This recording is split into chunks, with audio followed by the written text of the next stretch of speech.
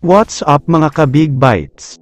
Northport Import, grabe ang sinabi pagkatapos ng Game 3. Pero bago ka sana magpatuloy sa panunood ay huwag mong kalimutang mag-subscribe sa aking YouTube channel. Isang quick update lang sandali sa kabilang bracket, dahil sa wakas ay nakakuha na ng panalo ang Rain or Shine, matapos nilang talunin sa Game 3 ang TNT, ibang klaseng performance ang ginawa ng Ross sa laban na ito.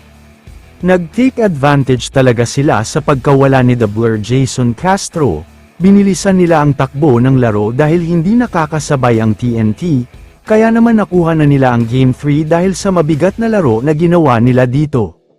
Pero credits talaga kay RHJ dahil sobrang nakakabilib ang player na ito, siya lang ang bumubuhat para sa TNT, partida pa yan dahil hindi siya kumakain at umiinom sa mismong game. Kailangan niyang gawin ito dahil sa Ramadan.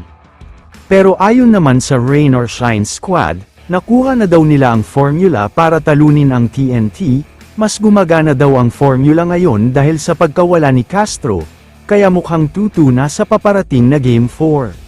Sa kabilang banda naman, pag-uusapan na natin dito ang labanan ng Ginebra at Northport, first quarter ng bakbakan na ito ay mainit na naman ang Gen Kings. Umabot na sa 13 points ang kalamangan nila dito. Pero sa second quarter naman ay naibaba yan ng Northport, umabot na kasi sa 18 points ang puntos ni Kedim Jack, kung hindi ako nagkakamali ay bumaba sa 2 points ang kalamangan na hinahabol nila. Pero tinapos ng Ginebra ang second quarter ng sunod-sunod na 3 straight 3-point shot para kay Brownlee, 3 sunod din para kay Malonzo, kaya naman umabot na sa mahigit 20-point lead. Sa third quarter naman ay mas naging mainit ang laro ng Ginebra, pinangunahan naman sila dito ni Scottie Thompson at RJ Abarientos, kaya naman sa isang kurap lang ay umabot na sa 30+ points ang kalamangan. Wala nang nagawa pa ang Northport para makadikit at mabawasan ang kalamangan ng Ginebra, kaya naman tuluyan nang natapos ang laban at nanalo na ang Gen Kings, 3-0 na ang semi-series na ito.